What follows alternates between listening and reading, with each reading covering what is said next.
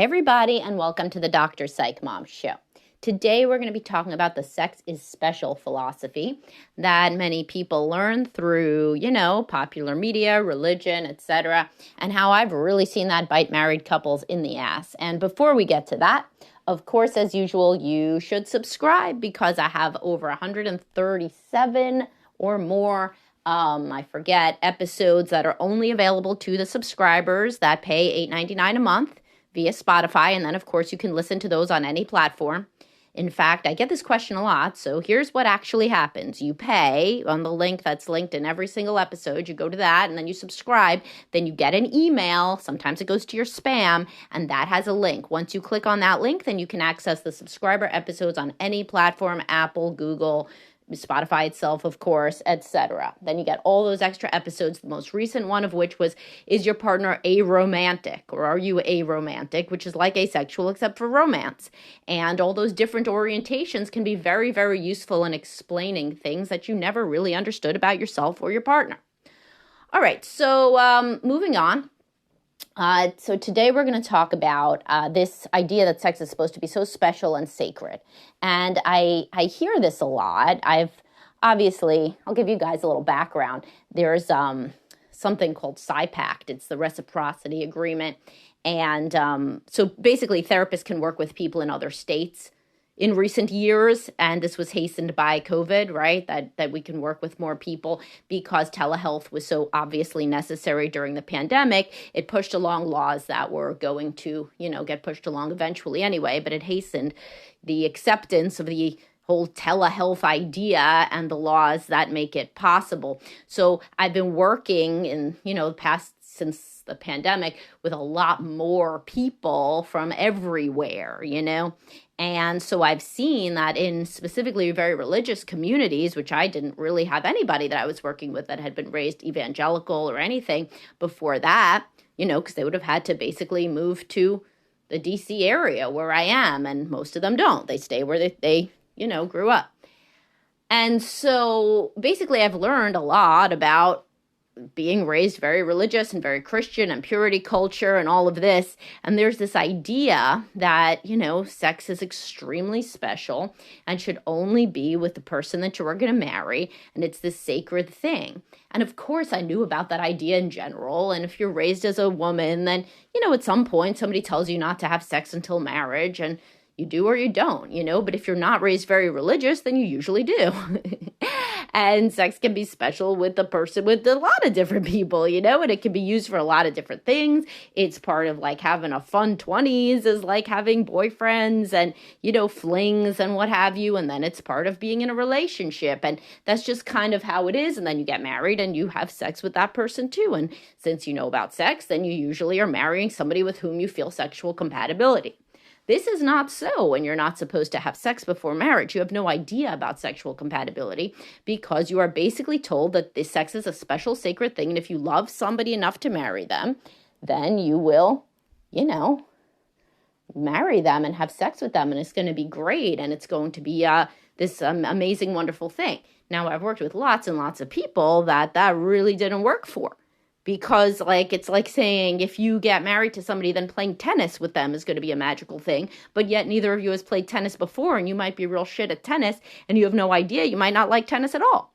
So the idea that sex is supposed to be this special sacred thing that you only do when you're in love with somebody really has hurt a hell of a lot of people and their marriages. Also, and this is something that a lot of people don't realize, if you're taught that sex is supposed to be a special sacred thing that's just with one person, and it's this wonderful communion of souls, etc., then it's obvious that every encounter the woman will think needs to be that way. So if sex is supposed to be special, then sex is supposed to be special. So if she's not feeling it at any given moment, which of course she never is after the honeymoon stage pretty much, except when she ovulates or sees, some hot guy or something, then, and even when she sees a hot guy, if she's not ovulating, it just seems like a pretty painting. But if she's not in the mood, and she's rarely in the mood, as you know from responsive desire, I've taught you about that, the woman needs to start doing it in order to feel in the mood to do it, then she's not going to want to do it. Because if it's supposed to be a special sacred thing, A special sacred thing does not really start out with, he has to rub my back and then we're going to be kissing and then eventually I feel like I want to do it within like 10 minutes. No, no, no. That's not how it works in the movies. That's not how she thinks that it's supposed to work. Either it's a sacred, special, magical communion of souls or it ain't.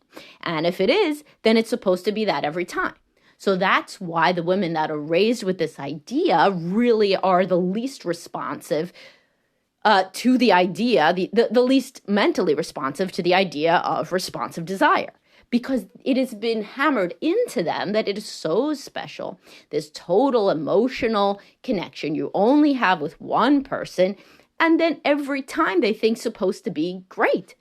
And it's not. And how could it be? Because you have to practice at something for it to be good, right? And so you didn't practice before marriage. You didn't practice when it was low stakes. Now that you are married, and of course, a lot of women that are religious, etc., get pregnant really quick, and that does a number on your hormones, and then you have a baby, and then you're breastfeeding, which kills your libido, etc., etc. So basically, the honeymoon isn't great because, of course, nobody knows what they're doing. And so she feels totally blindsided by that there's no transformative sexual awakening. How could there be? The guy doesn't know shit. Sometimes the guy, even in these religious communities, has had more sex than her. He's not always a virgin, but it's always, these fumbling things with similar girls. Even if it's not, even if somehow it's this religious girl marrying this guy that had this long-term relationship where he learned a lot about sex, every woman is not similar. I mean, they're kind of similar, but they're not the same. So he may be doing a bunch of stuff that she doesn't like. So the point is, she has no idea what she would like. She's trained not to masturbate, to be very sex negative, and that sex is only for this special guy. And then if he can't, make fireworks happen, which of course, as I'm telling you, how could he? Having no practice or no practice with her having all these expectations, both of them thinking that it's just supposed to be linked somehow to love. And if they love each other, then sex magically is good. Then, it's not going to be that good. So then she gets turned off of the whole thing.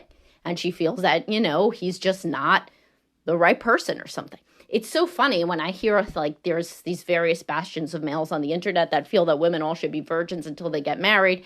And I did not actually even know that there were as many guys as think this until I started to get bigger on the internet. And then all these guys come out of the woodwork. I mean, I was raised pretty secular, and I went to a liberal college, and this just wasn't a thing in my milieu at all, that you were supposed to wait until marriage. But apparently a lot of guys think so, and one of the big reasons they say is she won't be comparing you to other people. This is monstrously stupid, because she compares other people are just normal human beings that can fuck up. Some of them are good at this, some of them are good at that. They're all just men. But if you're comparing the guy to what you are thinking in your imagination that sex is supposed to be, then he's got no shot. Because you're sitting there thinking, oh my God, this was supposed to be this transformative, amazing experience, but instead I have this bumbling fuck, and he can't do anything right. And he must be bad at this. He must just be so bad at this. Because what I've known is that if you love somebody and if this is a sacred, wonderful thing, then it's going to be this transformative, mystical, wonderful experience. So I guess he's just broken. I guess he just can't do it right. And she compares it to romance movie scenes or just this idea from love songs, etc., that when you are with the right person, somehow they unlock you like a key into a lock. And that can't happen. And if you've not had any other experience, then frequently these women, when they come in, they tell me, I feel so bad, that I never was able to explore my body. I never was able to have experiences with anybody else. We don't have a good sex life. And that's really, something I was trained to fear, is to explore in any way. And I feel like I missed the boat because now I'm married. Well, guess what happens to some of those women? They get divorced, right? Because they want to explore. They want to have, these experiences. And they're comparing the guy that they're with to this ideal because they don't actually have other men to compare him to or have any way that they think that they could teach him how to do anything because they have zero experience. So, it's pretty interesting when you think about it, because yes, on the one hand, it would be good to have no comparison points, I guess, Like if you have like a prisoner, then your prisoner thinks you're a good prison guard because they haven't had any other prison guards, but like, so they could think you're very beneficent, but in reality, like that's what it turns out to be. It's just one person kind of who is, if things don't go well, feels pretty trapped with you, and they don't know any better, but they can certainly fantasize about something that's better, something that has no bounds, something that is outside of what a man can humanly accomplish, because they don't know like what actual sex is. So they think that if it was the right guy, some other guy that they saw across, the hall in high school or something, then that man would create this other kind of experience for them. This one that they thought they were supposed to get, this special, sacred, unique thing that is only between a man and a woman who deeply love each other, but apparently it doesn't work in their marriage. They don't have any idea how to get to a place where it would, because they don't have any idea about their body, about their sexual potential. They've never had sex before, et cetera, et cetera, et cetera. So somebody not being able to compare you to other people is like, it's kind of like The Collector by John Fowles, or You with Joe. Like it's a common male fantasy to get a woman who has no other options. Not common male. It is a fantasy of insecure young men, usually, to have a woman who had no other options, so she has nobody to compare you to. But she still has a brain, right? She still knows if she feels good or she doesn't. She still thinks. Like it's like feeding somebody gruel every day, and then, they don't know what other food is, right? But like they see food on TV, and so they think that food is transformative and wonderful and magical. Like they know they're not getting that, even if they've not ever experienced eating food. So anyway, what should you do about it if you're in this situation? Well, you got to go to a sex therapist. And my next podcast is going to be about why therapy often does not help sexless marriages. And one of the reasons is that it doesn't directly address sex ever. So if you are in this situation where, like there was this sacred cow of how wonderful sex is supposed to be, and it's never really been that for you guys, due in part to a lack of experience or a lack of self-awareness or not understanding how or why you didn't connect, not understanding your erotic blueprints or your preferences or even what erotic blueprints are. Of course, I have a podcast about that.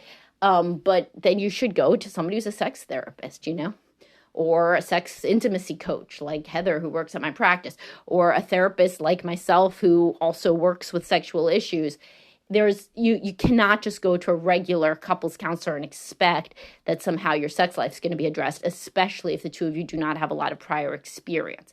For example, like a woman in this situation is unlikely to ever, tell you like feedback about how you could be better, because remember, she doesn't know how you can be better. She doesn't know. And a lot of these women feel too ashamed to read erotic stories or to even read steamy romance novels, or if they do, they're scared to tell the guy. Or if they tell the guy, sometimes in these situations with these people who have been raised to think that sex is so special, then the guy thinks it's basically a form of pornography. So then he gets upset. So the basic thing you need to do is open your mind to the fact that sex is a human activity, and it's a life activity, and it can mean love, and it can also mean comfort and fun and adventure and exploration and play, a million things, right? And so if you just think that it's supposed to be this romantic transcendental union of souls, you're going to be pretty disappointed by, the fact that it isn't that every time. And it certainly ain't going to be that the first time, because there's almost no way. For that to happen. Just like the first time you ever got onto a tennis court, you didn't play an awesome game of tennis, right? So everybody has to learn everything. And the reality of practice being necessary for activities of any sort is antithetical to this sacred cow of sex as this special thing where two blessed souls come together as one. And that's like crazy, because you don't actually know how to do that, Like the odds of a woman having an orgasm in her first sexual encounter are pretty much nil. Obviously, you could see why that would be, right? And it was interesting. The Facebook stuff, super interesting, because I get like a lot of good feedback that helps me understand things. And I had never really thought about it from this perspective. It's very simple, but a guy said in his comment that when he was young, he felt that if he was enjoying himself in that moment, so was she. It's like a complete lack of theory of mind, complete lack of empathy. But like, it's so common. And from both genders too. It's like the woman is at the pumpkin festival. I always use the pumpkin festival as my funny female-centric activity. She's at the pumpkin festival. The sun is shining. The kids are so cute. The pumpkins are out. She just had a cup of coffee. She's feeling so fall vibes. And so she looks over at him, and it's totally normal human thing to think he must be feeling the same way. Meanwhile, he's like, get me the fuck out of this, wasting my goddamn day. I got to get up tomorrow for work. All I wanted to do was relax, right? But if he smiles back at her, which he totally should to be a pal, people need to sacrifice for one another in a relationship, then she thinks that they're feeling the same thing.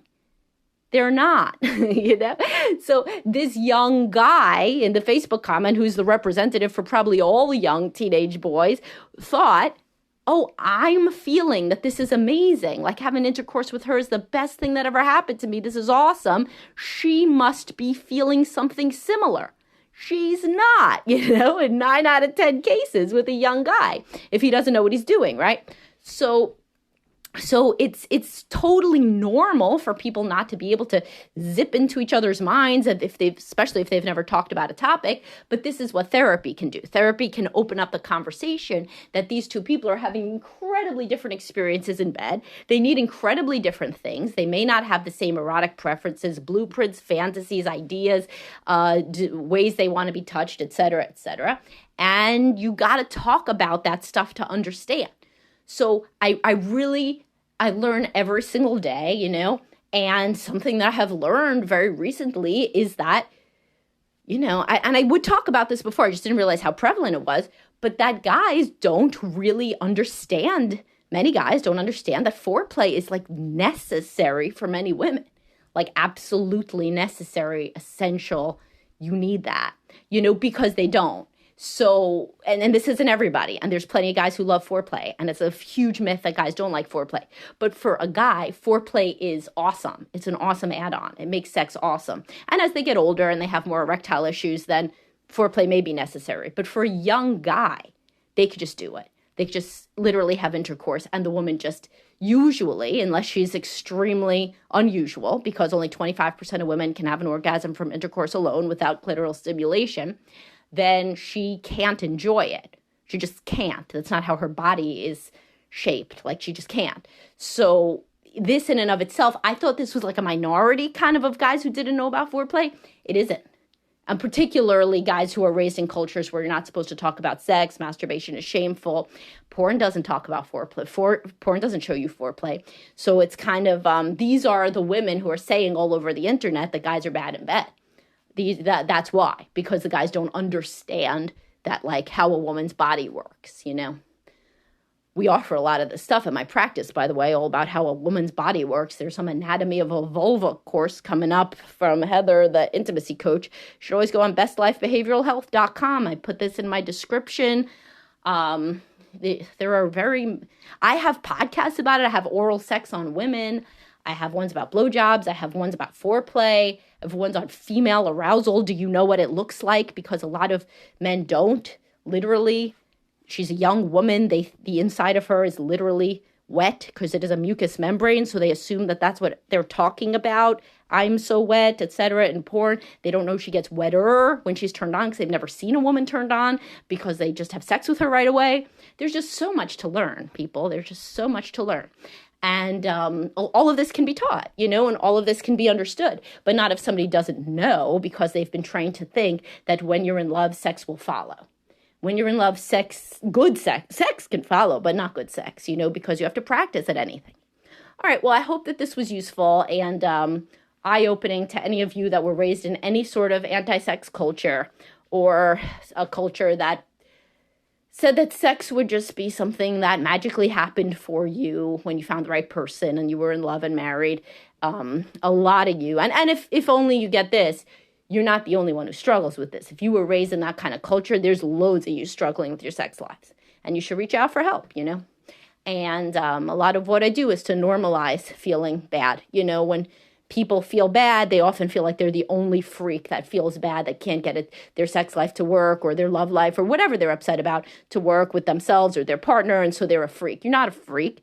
You're just somebody who didn't practice. You're somebody who doesn't have knowledge. You're somebody who never got certain things taught to you. We're told that those things were not needed to be taught, or you don't even know what can be taught, etc., etc. So I hope this was useful to you guys, and I'll talk to y'all soon. Have a great day.